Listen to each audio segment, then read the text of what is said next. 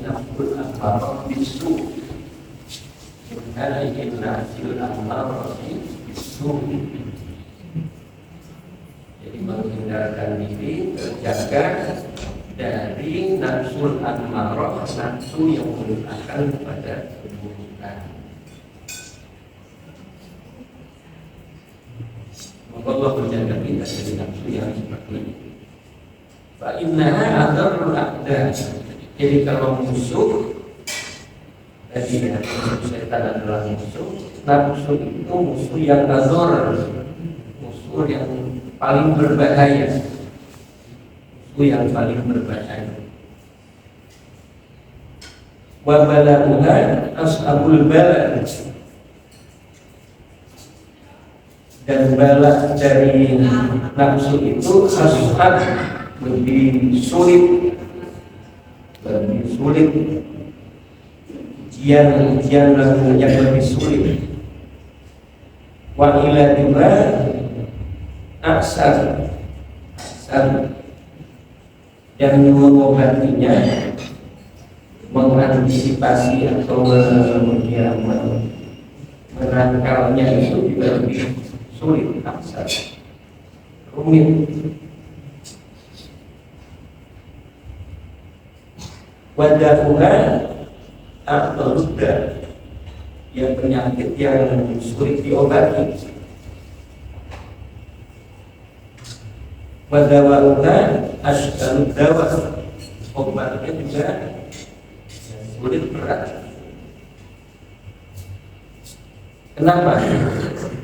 Kenapa sampai seperti itu? Awal nafsu akan tiba-tiba tergantikan dengan ibadah saum 1 bulan.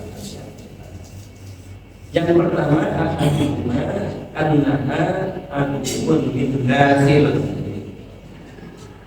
Nafsu itu adalah musuh berselimut, dan musuh yang ada dalam diri kita. Min dakhil, ada di dalam jasad kita, dalam jiwa kita, setiap kita. Di sini kalau diibaratkan walisu idaka min dakhil bait, azatil silah. Jadi kalau pencuri itu ada di dalam rumah, artinya anggota rumah itu atau orang yang ada di dalam rumah itu pencurinya. Itu strateginya, taktiknya itu bahayanya lebih kuat, lebih besar. Musuh dalam selimut ya, kita berteman, tapi sebenarnya dia memusuhi kita. Kalau ada orang dalam di kantor misalnya, ada orang yang nyuri, pencuri, ya dikira orang luar padahal orang yang di dalam itu. Atau juga kerjasama dengan orang luar tapi tidak orang dalam. Pokoknya perannya orang dalam itu. Itu akan lebih berhasil, lebih bahaya seperti itu.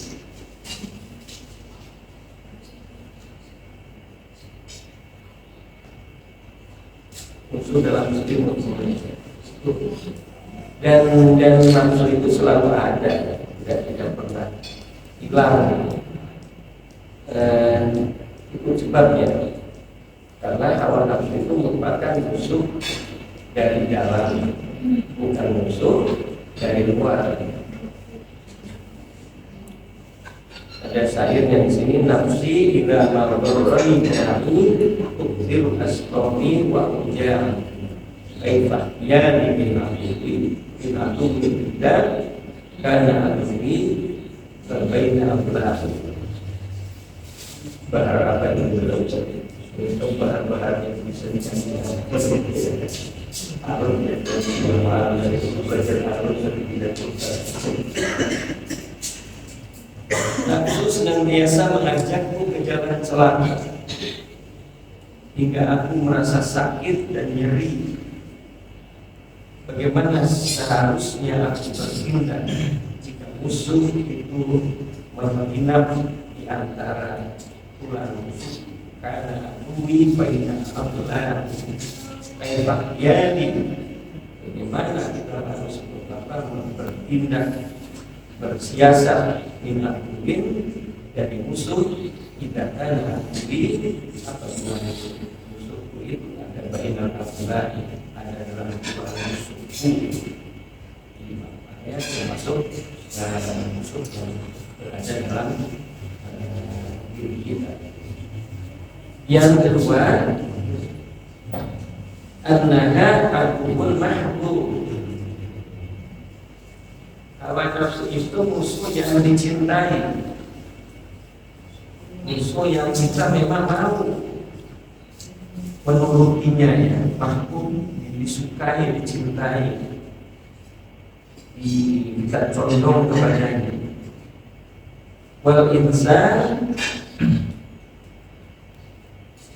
amun ya, tapi amun itu maksudnya buta an-aibi. Biasanya kalau di orang yang dicintai itu kita tidak melihat aibnya.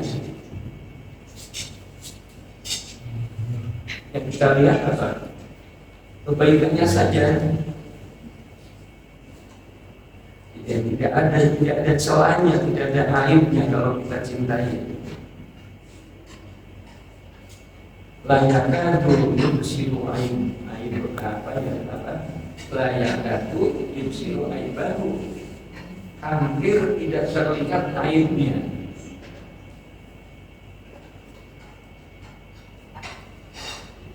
Ada makhluk terbiasa ya di pondok-pondok itu ya. Walas tadaro aiban dilbut diwalqo wala rumah fihi tidak indaro lian wa ainul ridho anggul di aibin kalilah walakin ala suti turidin masawiyah. Engkau tidak akan melihat keaiban orang yang engkau cintai dan yang kau jadikan saudara. Jadi yang kita cintai itu tidak ada aibnya karena kita cinta kepadanya. Yang jelek saja yang dipandang baik, apalagi yang baik. Saudara kita yang kita mencintai orang, mencintai sesuatu.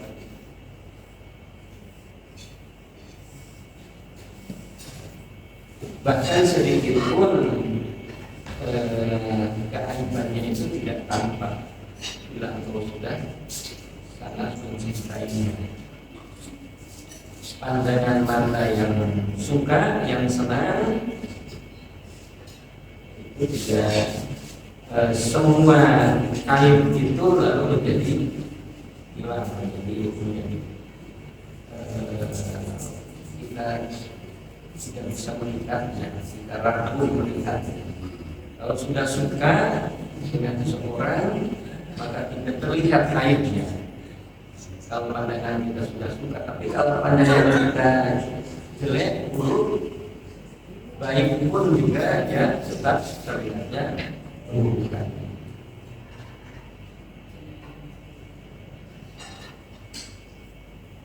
Makanya ada orang yang bersikap bagaimana supaya dipandang baik yang dibawa pada yang seperti ini adalah nafsu seperti itu, bataknya itu yang dicintai. Ya tadi kalau kita mau jujur ingin kemudian kita suara adar. Kalau nafsu itu kan sukanya ya, cintanya sukanya itu ya itu sukanya ya kan. Dan itu ada dalam diri. Tetapi akal kita, pengetahuan yang ada dalam akal kita dan yang mengontrol itu, kemudian iman kita yang mendorongnya, kalau kita ada kajian harus bangun. Nah itu yang ada.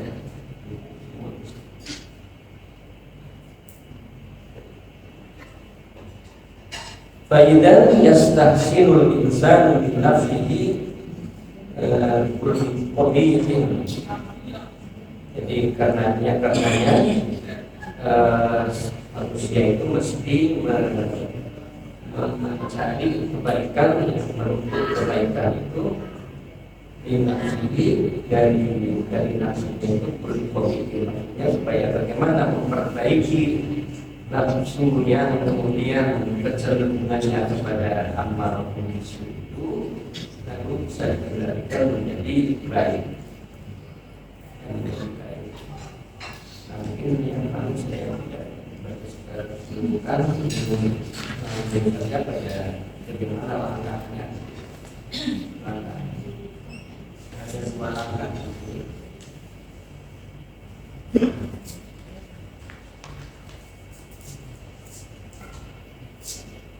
Yang pertama itu manus syahwat,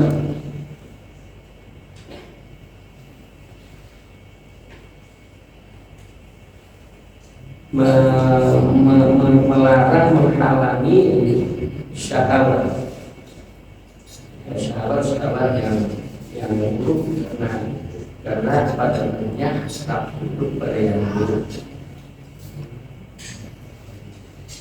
Mengurangi syahwat, buruknya mungkin juga keinginannya baik, tapi nanti kalau tidak bisa dikendalikannya bisa menjadi buruk. Misalnya nasi buruk syahwat, ya, manusia itu dihiasi oles buruk syahwat, mencintai keinginan-keinginan. Ya, kita punya keinginan-keinginan syahwat, keinginan bisa dari perempuan. Mohon maaf, ibu-ibu bukan jadi objek ya. Ya, ayatnya itu bisa. Padahal wanita juga minar rijal juga kan, awat minar rijal.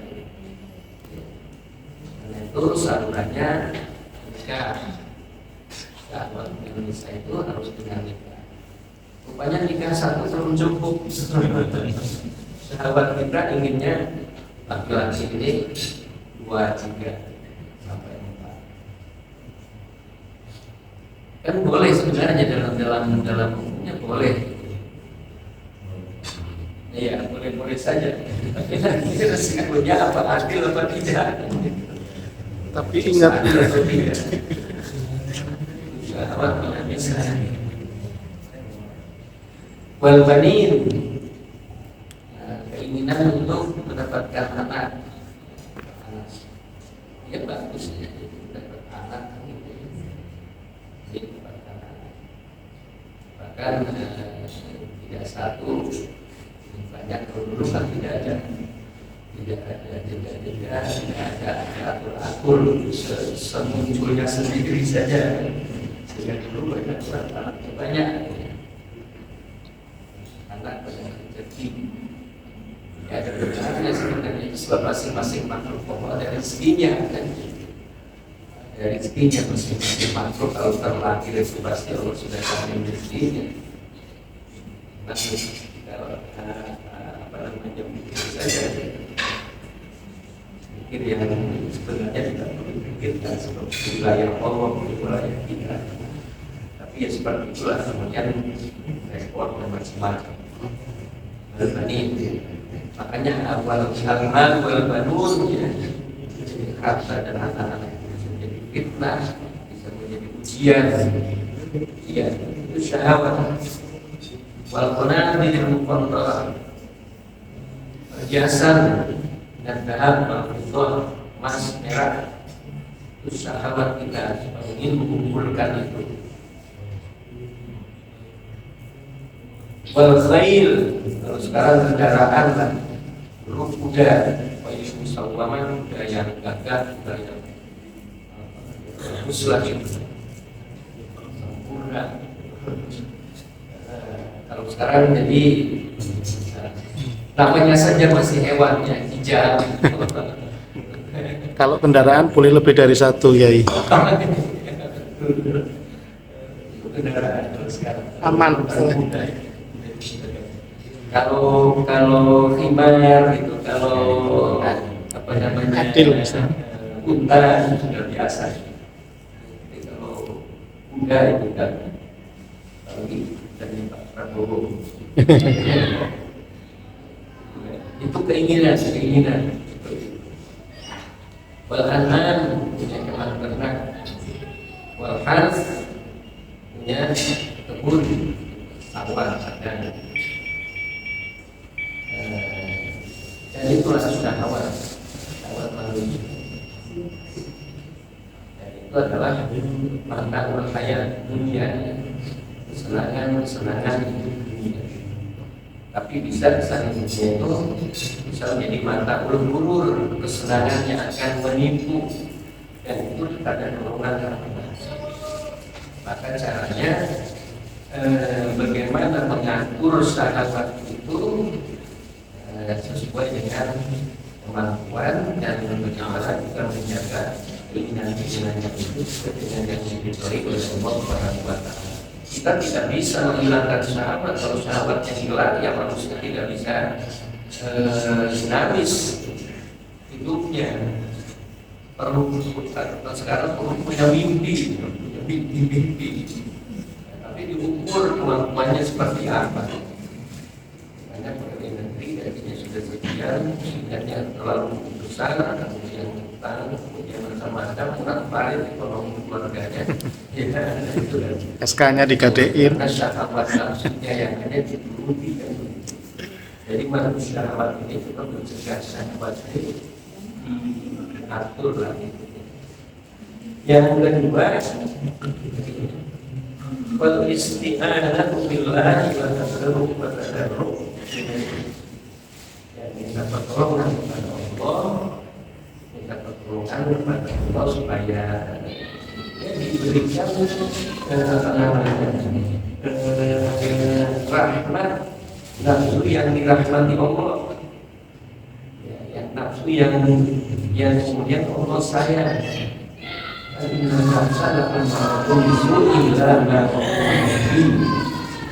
Nafsu itu watak tabiatnya adalah menggunakan pada keburukan, kecuali nafsu yang Allah rahmati.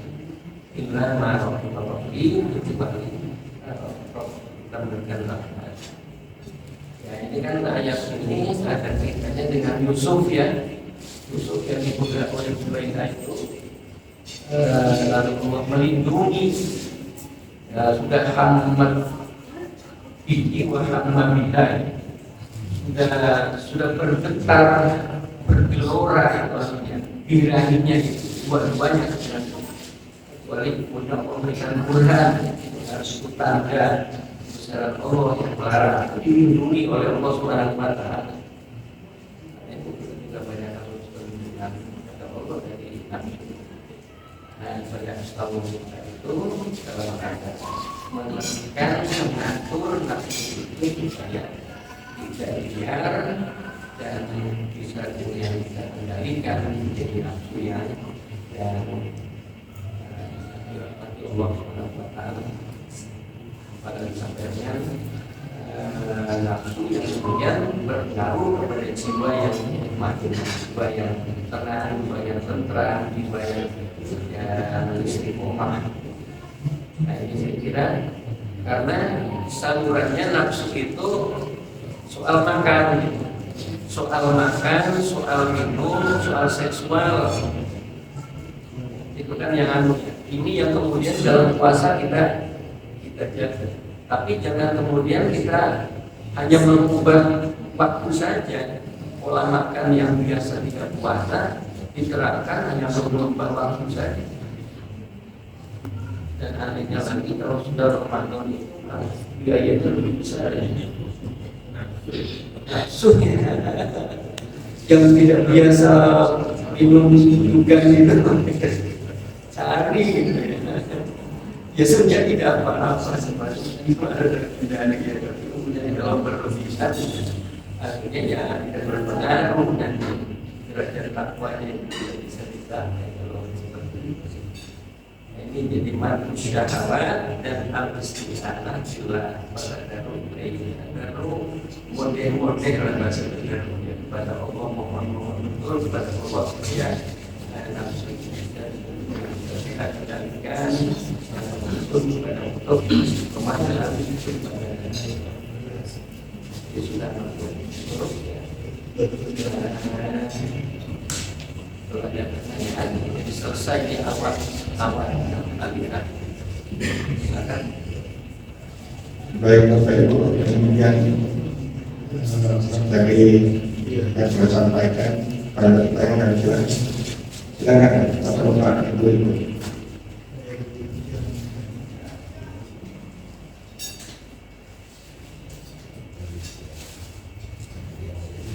Ibu ada pertanyaan Bu? Silakan.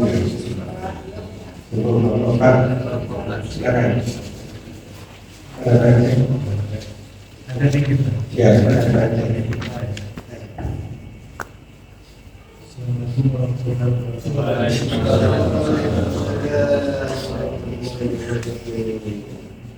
Dari apa yang disampaikan oleh Profesor tadi, kira-kira cara atau doa apa?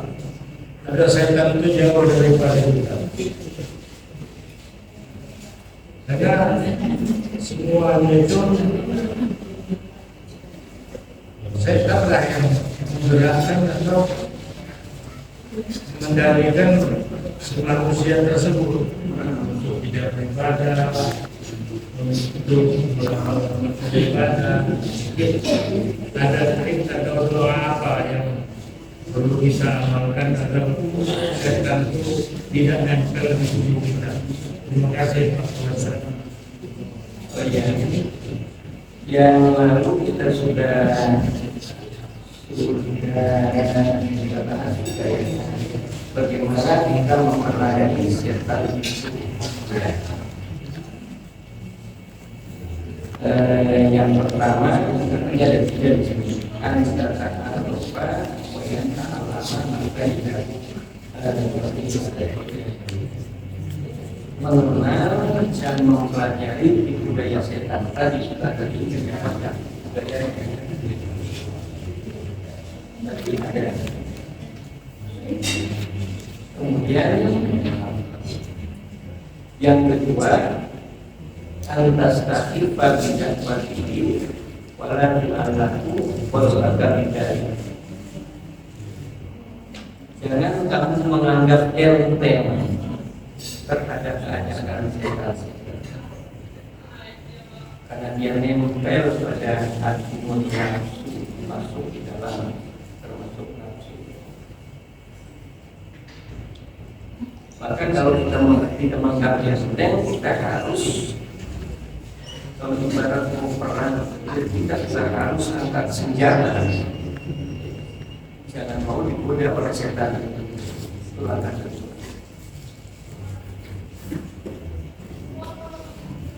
Langkah ketiga,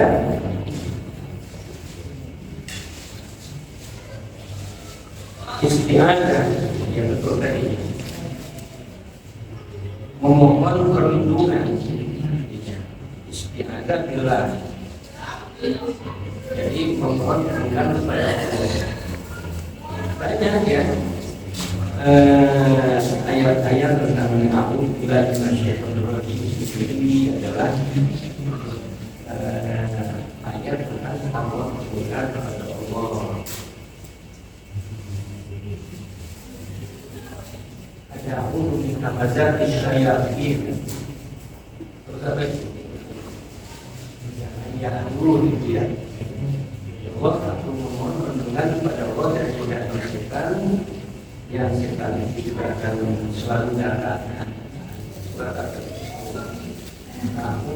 Aku juga ingin ada yakin wa aku bisa ayahku yang ada. Kemudian apa lagi? Kalau kita masuk di situ kan ada benar-benar juga ya.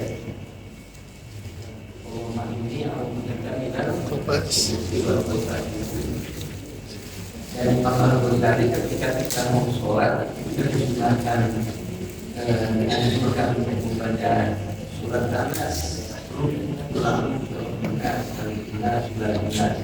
dua ayat itu, dua surat itu, surat Al-Falaq dan An-Nas itu surat perlindungan.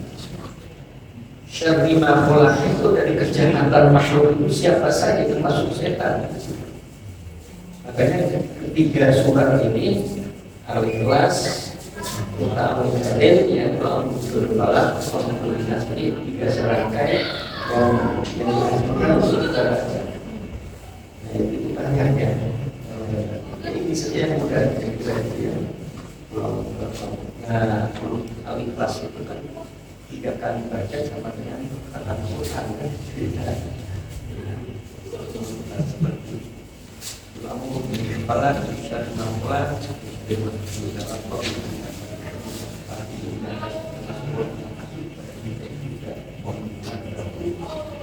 itulah langkah-langkahnya. Yang terakhir adalah antutima dikro bisa jika bahwa supaya istiqomah zikir kepada Allah baik lisan maupun hati.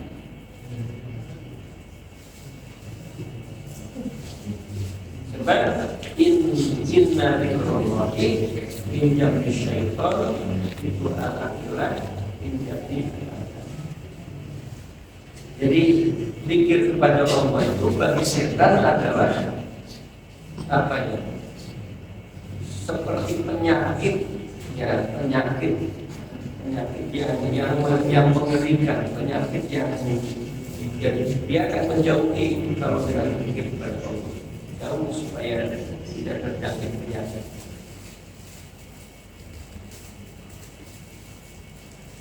Makanya kalau ada suara datang terbiasa wajib jauh, tapi selesai akan karena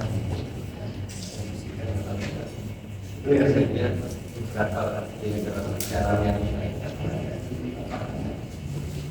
dan biasanya kita semua yang akan kita pada ini jadi ilmu yang bermanfaat, ilmu yang bisa kita amalkan, dan ilmu yang memberikan hidayah kepada kita sekalian dalam yang baik, dalam yang benar, dan kemudian kita selamat dunia akhirat. Ilmu yang bermanfaat, ilmu yang memberikan hidayah, kita menambahkan ilmu yang belum kita ketahui. Amin. Amin.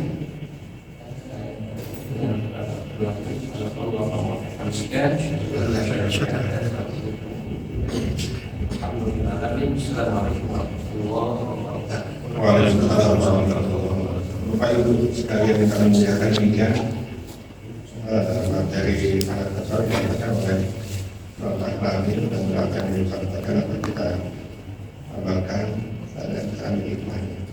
Bapak Ibu sekalian, terima kasih kepada Prof yang selama ini telah membersama kita memberikan pencerahan, dan insya Allah selama bulan Maret bulan puasa kita akan libur dan kita akan kembali sampai lagi pada bulan April yang akan datang pada bulan Syawal. Terima kasih. Mari kita tutup bersama-sama dengan mengucapkan hamdalah. Alhamdulillah. Assalamualaikum warahmatullahi wabarakatuh. Terima kasih.